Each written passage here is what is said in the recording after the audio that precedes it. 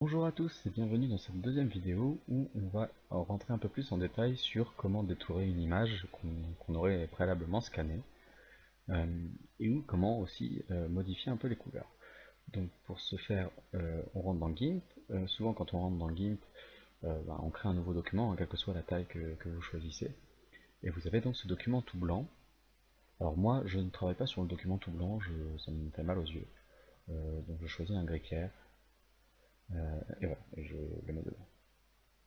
Avec l'outil pot de peinture, en fait, on remplit toute une zone d'une même couleur. Donc, pour vite changer la couleur de fond, c'est ce qu'il faut faire. Voilà. Ensuite, il nous faut notre image. Alors, pour avoir notre image, on l'ouvre, mais on l'ouvre en tant que calque. C'est important de faire ça, donc il y a un raccourci. J'utilise pas les raccourcis, hein, j'avoue. Voilà. Donc il y a un raccourci, on peut ouvrir, on ouvre une image, mais on l'ouvre en tant que calque, comme ça, ça intègre la nouvelle image dans le fichier qu'on a déjà là. Les images, elles sont rares en fait. Je les cherche. Bon, on va prendre les lettres. On va prendre les lettrages tout de suite. Donc bon là, elles sont dans le sens où je les ai scannées. Donc on va déjà la mettre dans le bon sens. On utilise l'outil rotation. Pour être précis, je le tape au petit clavier numérique -90. Je tape une fois sur Entrée, on voit la prévisualisation, c'est ce que je veux, je clique sur Rotation, et voilà. Alors là, on va pas tout prendre, disons que nous avons besoin que de la date. Donc on va prendre un nouvel outil, c'est l'outil Cutter. On fait bien attention que calque actuel seulement soit coché, sinon ça va modifier la taille de la page derrière et on ne veut pas. Voilà, donc on choisit ce dont on a besoin. Voilà, on fait attention de ne pas couper les lettres.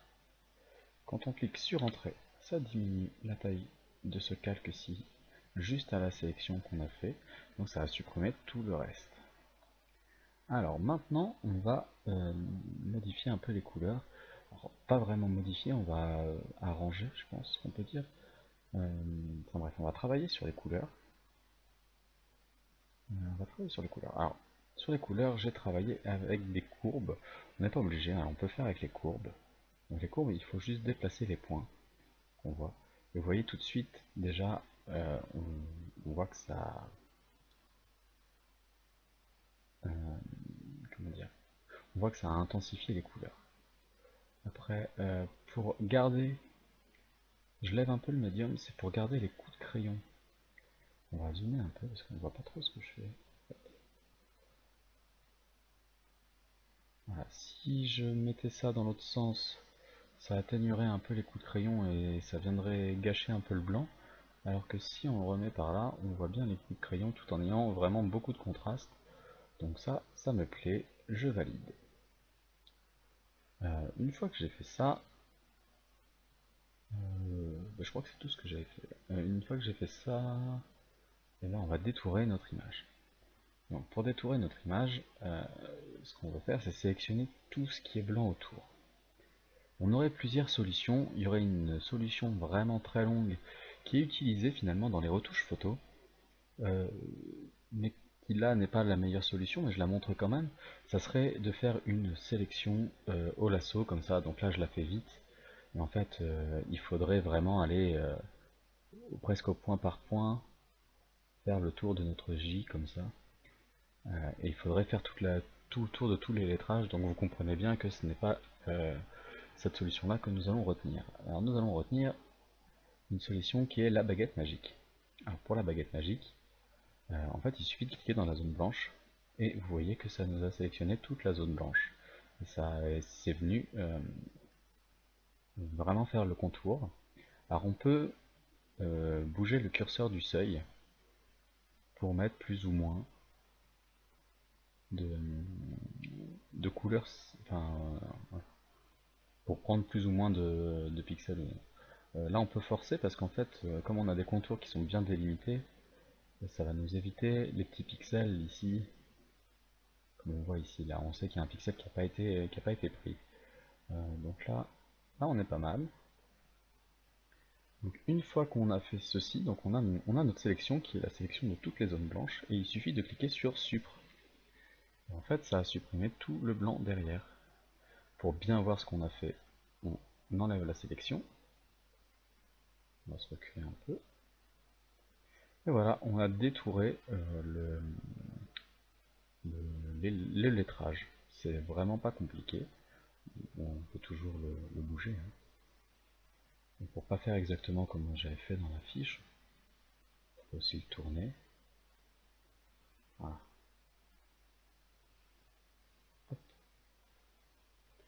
À ça, je vais lui rajouter une petite ombre pour faire vraiment comme on a fait, enfin comme on n'a fait pas tout à fait en fait.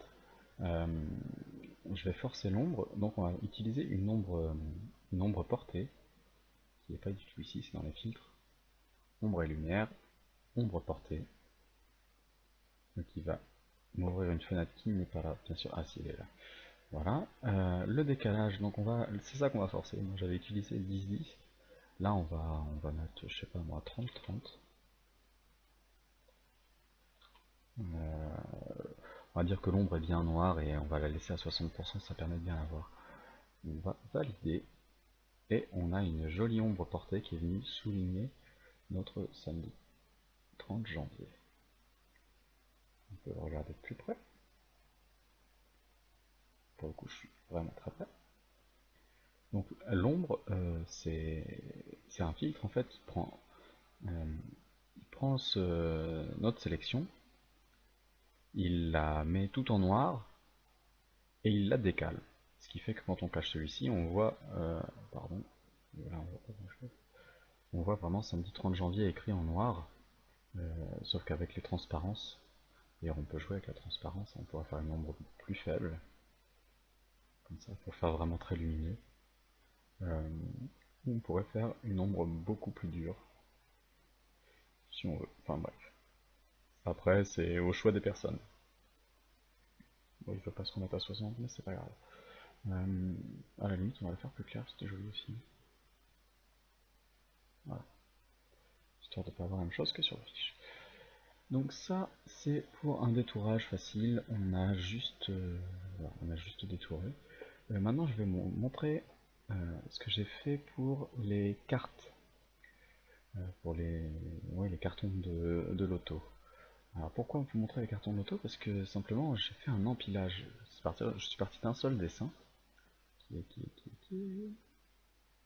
est là. Je vais l'ouvrir. Donc j'ai encore ouvert en tant que calque. Alors là, il m'a mis mon bazar. Donc l'ombre et ce calque là, ils vont ensemble, donc vaut mieux dans son plan, dans son, je sais pas comment appeler ça, dans cette fenêtre là qui sert à gérer les calques, euh, les laisser côte à côte, sinon on ne comprend plus rien. Donc voilà. Alors notre carton, on va donc le détourer exactement de la même manière. On va le mettre le plus droit possible pour que l'outil cutter puisse faire son effet. Parce que l'outil cutter fait un rectangle, donc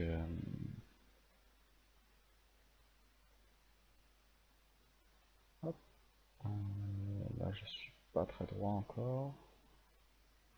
On va retourner un petit peu.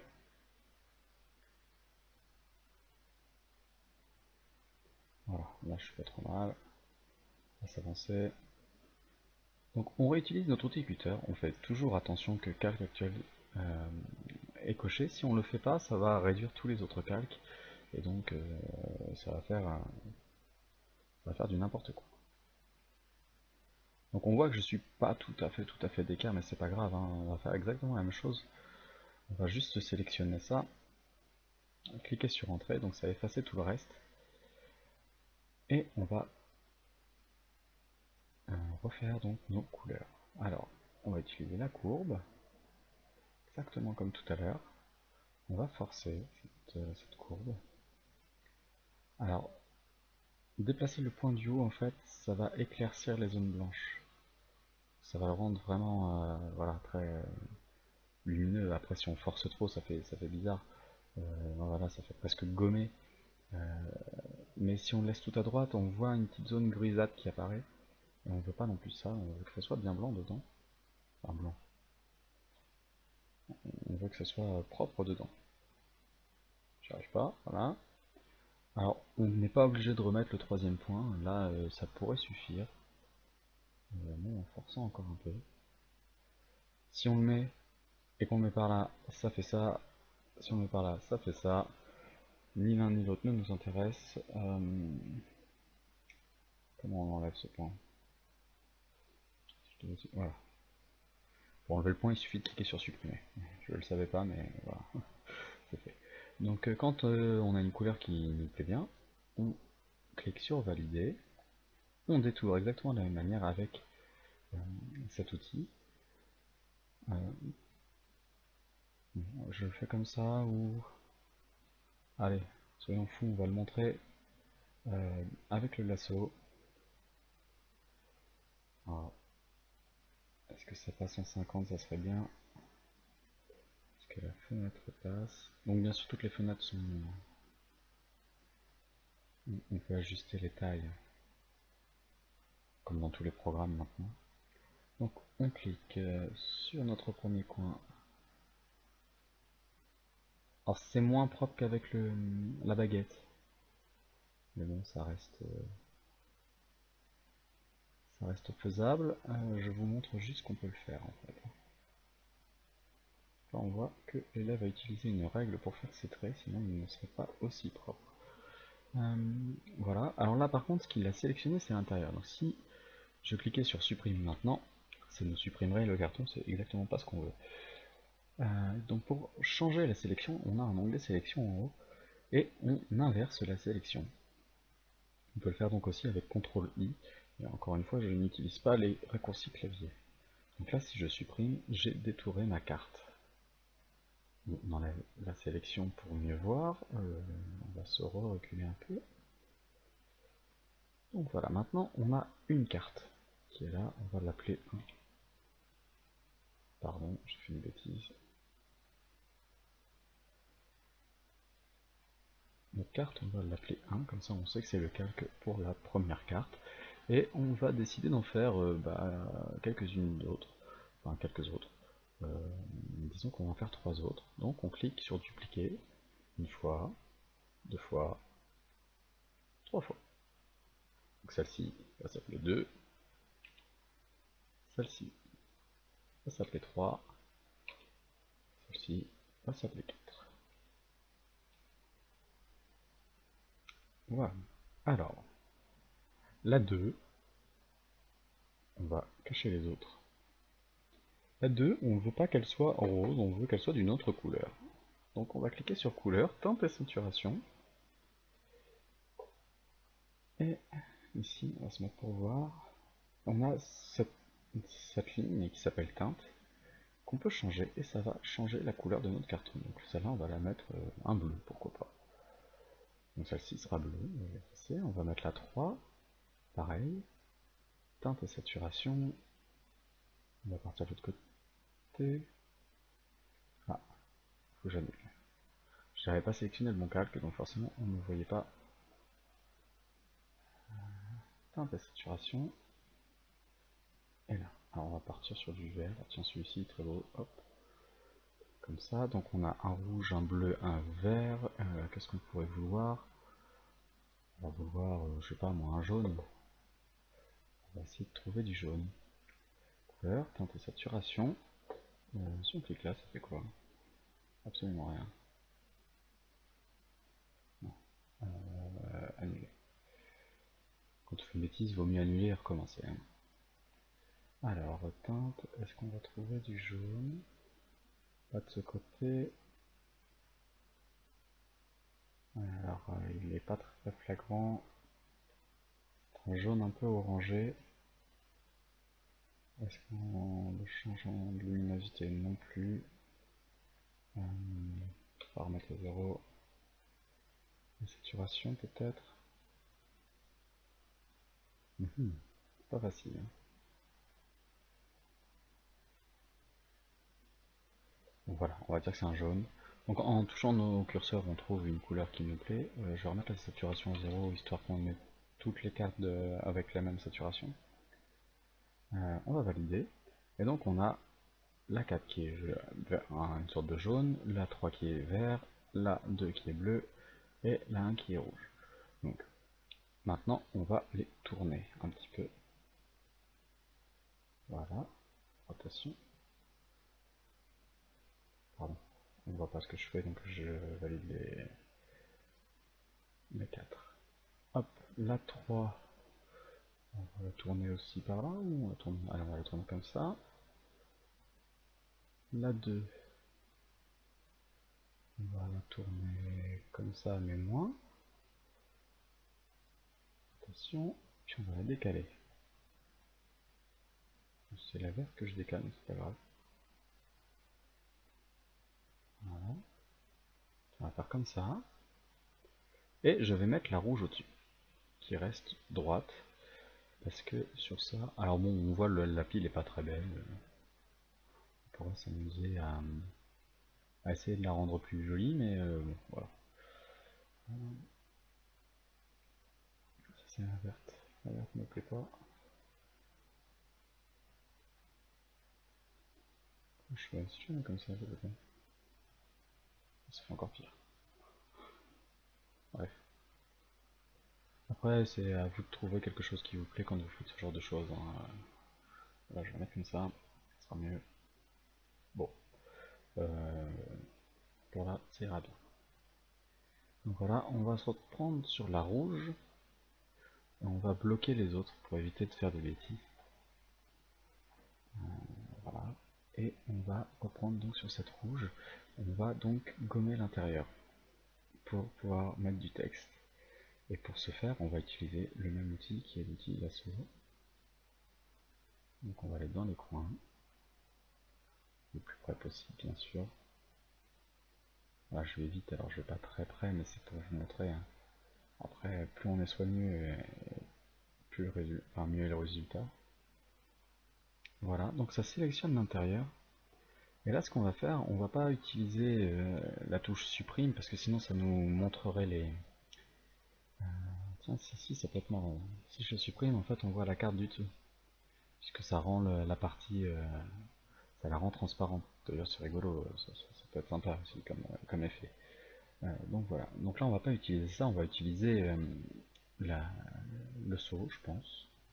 Maintenant qu'on a supprimé, je pense qu'on peut utiliser le saut. On va choisir la bonne couleur déjà. Pour choisir la couleur, je vais prendre la pipette, puis je vais prendre le blanc qui était à l'intérieur de la carte, qui n'était pas un blanc pur. Vous voyez, il y avait un peu de bleu dedans en fait. Je valide, je prends mon seau et je remplis. Et donc on a la carte qui est, on va enlever la sélection, on a une carte qui est vide. Alors vous voyez, il y a encore les petits traits, ça peut aussi s'enlever au pinceau en fait, si vous voulez. Ça. Pour faire quelque chose de vraiment propre, après, c'est vous qui voyez. Et donc dans cette carte, on va mettre du texte. Ça c'est juste pour vous montrer comment j'ai fait en fait. On a une boîte dynamique, ce qui veut dire que si je rentre du texte dedans, la boîte grandit. Alors là le texte il est blanc, c'est pour ça qu'on ne le voit pas. Donc moi je vais le mettre noir, hein, comme ça on le verra bien. Alors là il est tout petit, donc on va l'agrandir. On va dire je sais pas moi 150. Et là tout de suite on a un texte qui apparaît qui est plus gros. Après on peut choisir une police selon celles qui sont installées dans votre ordinateur. Voilà, on a plein. Moi j'ai utilisé celle-ci pour la fiche, qui s'appelle donc Calibri Bold Italique. Donc Calibri en gras et en italique. Donc voilà. Après vous avez d'autres, ça ressemble à un traitement de texte ici. C'est un peu comme Word si vous voulez. Euh, ce petit texte, on peut le décliner. Pardon. Quand on fait une bêtise, CTRL Z. Alors il faut bien cliquer dans le texte, voilà. On peut le déplacer. Voilà.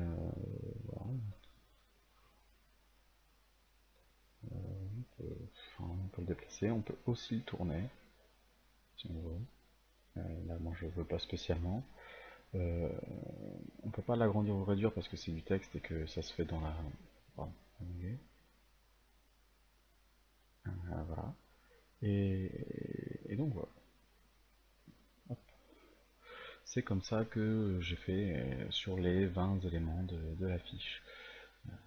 Et qu'on arrive à faire des choses assez sympathiques.